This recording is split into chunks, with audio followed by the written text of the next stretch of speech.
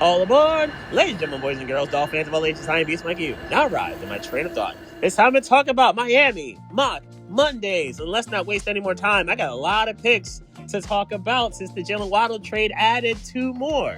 Let's get to business. And I start with the 11th pick, and I decided to go a little different with it. I've tried several mocks since with the 11 picks now as opposed to 9, and I wanted to take a risk here. And I get it. Taking a guard at 11 isn't necessarily the play, but Vega Ione might be too good to pass up. I've mentioned many times, I mentioned it even during the season last year, that Vega Ione is way too good of a scheme fit for a zone blocking system. And Miami runs a zone blocking system, and we've seen that work out outstandingly well with Aaron Brewer. Why not have a guy to his left that can do similar things? He serves up pancakes. I've been able to watch him do so on Saturday afternoons, watching him ball out for Penn State, and he absolutely mauled cats. He is a really good run blocker and good pass blocker for that matter. He can do it all, and you slide him in at left guard. I think he can be your left guard for many years, and he may be one of the safest picks in this draft. I take Vega Ione. I'd be highly tempted to take him with the 11th pick. And honestly, if Miami did take him as well, I'd be perfectly okay with it. He's not getting to 30. There is no chance he's going to get to 30. You got one shot to take him. Let's see if you do it. And his pro comp, Kevin Zeitler is a pretty good pro comp. And honestly, if he compares to the safest guard to go in the top 10 in the last decade, future Hall of Famer Quentin Nelson, I think that works. Now, what I've read, he's kind of a slightly less tier. Like if Nelson's S tier, we could say Ione's A tier. And you're telling me an A tier version of Quentin Nelson where he's going to go to the Hall of Fame, I'm okay with that. I will perfectly and gladly take it. And you move Jonah to the right where I think he's naturally better. I think you've really solved your offensive line to a much better degree than you did going into the draft if you take Vega at 11. So 30 was interesting. A lot of different combinations could have worked for me here with the 30th pick, but one I didn't expect to happen actually played out. Kenyon Sadiq fell to 30 for me, and if you're gonna trade away a good receiver, very good receiver in Jalen Waddle, you need weaponry. You need guys that can get comfortable with Malik Willis, and Kenyon Sadiq is far and away the best tight end in this draft. Why not take him to be devastating down the seams? And now you're adding him and Dolchich in personnel packages. I think you could really have some fun with the two tight end sets and make life so much easier. Now, Sadiq, is he the blocker that you kind of would want? Probably not. But the receiving stuff and the talent is there. And the 4.5 speed is there. And the athleticism is there. I've seen him comp to Vernon Davis. He can also be comped to Trey McBride. And as you've seen the last 2 years with Trey McBride, he's become a spectacular tight end and an elite one at that, considering his athleticism and his ability to just go get the ball. And McBride's probably a slightly more complete receiver as opposed to what Sadiq is, I would argue. But if you're telling me that Sadiq can be more so Trey McBride, more so Vernon Davis, athletically speaking, give me that all day. Kenyon Sadiq fell to 30, and I think I run to the board to go get him if he's at 30. So, okay, I've handled the seams. I've handled the interior offensive line. I got to start going to work on the outside. And I need some height when it comes to the receivers, considering all the smaller dudes that Miami has that are going to play in the slot, and Atwell and Malik Washington and Jalen Tolbert. I need some size on the outside. Denzel Boston, I think, will fulfill that requirement. He's 6'5", and a 50-50 go-get-it on the outside, red zone monster that I think Miami has lacked for the last, well, really since Devontae Parker probably was the last, you could truly rely on him in the red zone and say, I can go get this. Mike Gesicki, too. Because Gesicki was also very good in red zone and say, go get it, 50-50 ball guy, I got you. So those are the last two I could really think of. And I think Boston, in his case, with the acrobatic, I can go get the rock type of catches, that works. The speed, okay, sure, doesn't fit, but I do think the rest of it does when it comes to his overall power and his mismatch ability. He compares to me more so like Cortland Sutton. Some people have comped him to Puka Nacua because of the 4.6 speed or so, where it's faster on the field than it is in shorts. That could probably be true, but I would argue that because of his ability to just go get a 50-50 ball, a got-to-have-it ball, I think he more compares to Sutton. And Sutton does have respectable speed, so I think Boston can comp well there too. But I think I'm going to take that type of receiver on the outside to complement the speed guys. And I did go get some speed later at receiver, but you'll see that later. How often have I said during these mocks that we have to address the safety room and address it now? So why not address it with a guy who is more so of a Swiss Army knife than anything in the form of Kamari Ramsey from USC. Now, he also played at UCLA. He was a bit of a Swiss Army knife in the sense of he can play free safety, but he could also play nickel corner. He could also play a little bit of boundary corner. He could also play in the box. He can also play a little bit of nickel linebacker if necessary, or dime linebacker, if you will, if necessary. A bit of a mix of everything. Is he overly flashy? Probably not.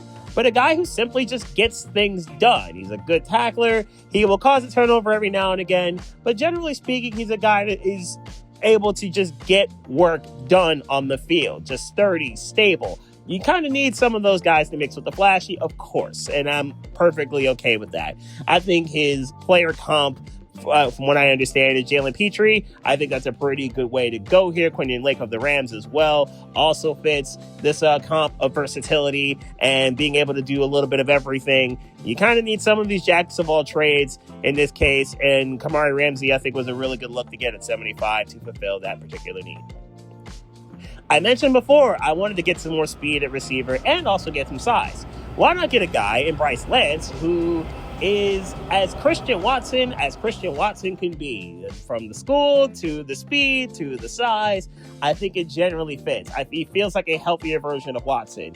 And give me that on the outside, flanking Denzel Boston with all the speed in between, and obviously Sadiq. In this hypothetical situation, I'm going to give Malik Willis as many good targets as humanly possible, and why not give him someone that reminds him of a guy that he once had as a teammate in Green Bay last year. So Bryce Lance was an easy slam dunk pick at 87 because in a lot of mocks, I've seen him go a whole lot quicker than that. Denardus Sutton was an easy pick at 90.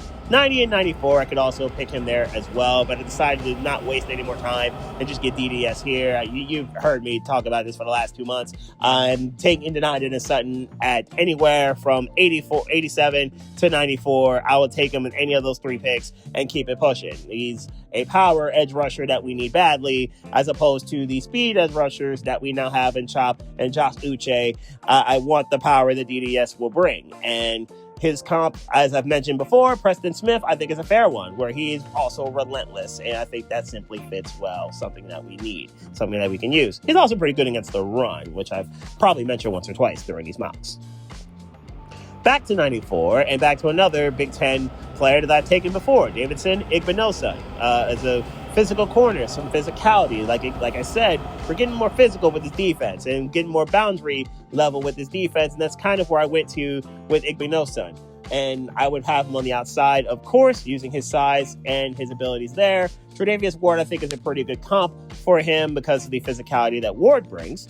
Now, the interference penalties, good news, he dialed down on them a little bit this past season, but I think he will generally be a good physical corner who could bow up against the receivers that we need to bow up against in the AFC East, especially now DJ Moore is here and Romeo Doubs is now there in New England. So we kind of need a little bit more physicality with our corners to deal with those types of receivers.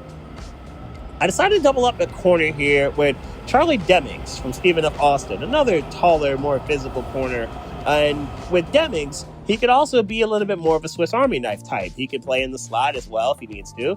He can play on the outside if needed. I think that's something that we could generally use. And maybe even a little bit of safety every now and again. So another one of the Swiss Army knife chess piece types that we could certainly use and to help the cause and help bring a little bit more physicality, because he's also pretty solid when it comes to playing the run. So that's another theme that I've tried to describe over the last few weeks of we need some dudes that can help in the run support.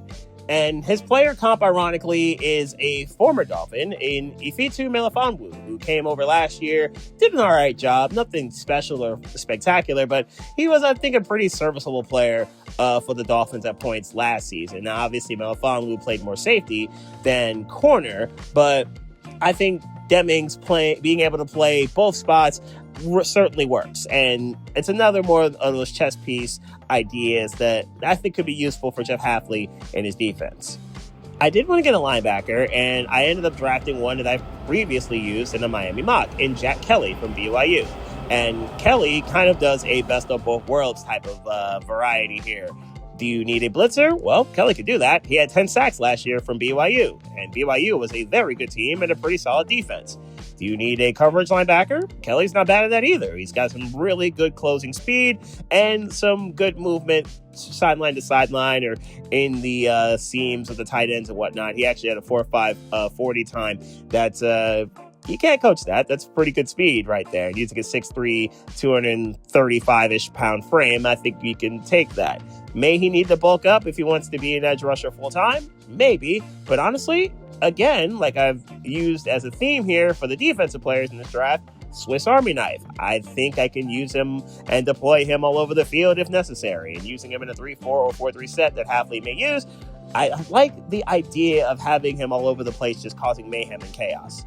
Kyle Van Noy seems to be his player comp, and as we've learned from Van Noy's time from New England, especially when he won the Super Bowl, and in Miami, where he was a pretty good leader for a year, and even in Baltimore, where the Ravens were obviously pretty solid on defense, Van Noy has been used as a chaos disruptor. He can get home to the QB pretty solid in coverage when necessary. I think Kyle Van Noy is a pretty decent comp here for Jack Kelly.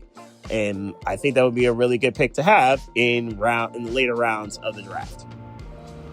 Now, this is normally the part where I would take Drew Aller. This did not change, and I took Aller here at 227. Now, there have been some mocks where he's gone earlier. There have been some mocks where he hasn't gone at all. But if Miami could get him where Aller is right here, I take him. Aller, I saw throw at the pro day for Penn State. He looked good. The arm is live. It always has been. Now, he didn't run, and I don't think he should run yet because of the ankle, but I think by camp, he should be ready to go. And once again, I stand by the comps that I previously made, one of which of Gary Collins, one of which of Joe Flacco, and its ceiling might be Ben Roethlisberger. But I want a coach to genuinely work with him, and ideally, Bobby Slowick to be said coach. And finally, I went to the Big Ten one more time for a tackle, and in this case, Riley Mailman, who from Wisconsin has been a very productive swing tackle. He can play on the left side, he can play on the right side, and he can be a power tackle. And Wisconsin, as we've learned here, has been able to build some big, beefy, muscular dudes who know how to maul people and cause a lot of mayhem in the run game. I would want some maulers on this offensive line, and Mailman is such a guy. Ironically, he compares to a guy that Miami had just signed a couple of weeks ago, and I talked about it last week in the Miami Mock Mondays video, and Jamari Sayer from the Chargers. Now, obviously, Sayer and the Chargers offensive line was terrible, but I would like to think with some better coaching, we can improve this. Sayer's versatility of being able to play guard or tackle, I think, will certainly help him, and it's probably on the board that Sayer has a starting job somewhere on this Dolphins offensive line. I'd like to think Mailman is a right tackle, primarily speaking, in the NFL. And considering Austin Jackson's got 1 year left on his deal, I think we'll take that. So telling me he can develop behind Austin and Sayer and company on this offensive line, I think I will gladly take that. And again, you can't teach size. He's about 6'6", 6'7"-ish and pushing 3 bills easy. I think I'm going to try to work with this mauler. So that's what I did with the last pick at 238.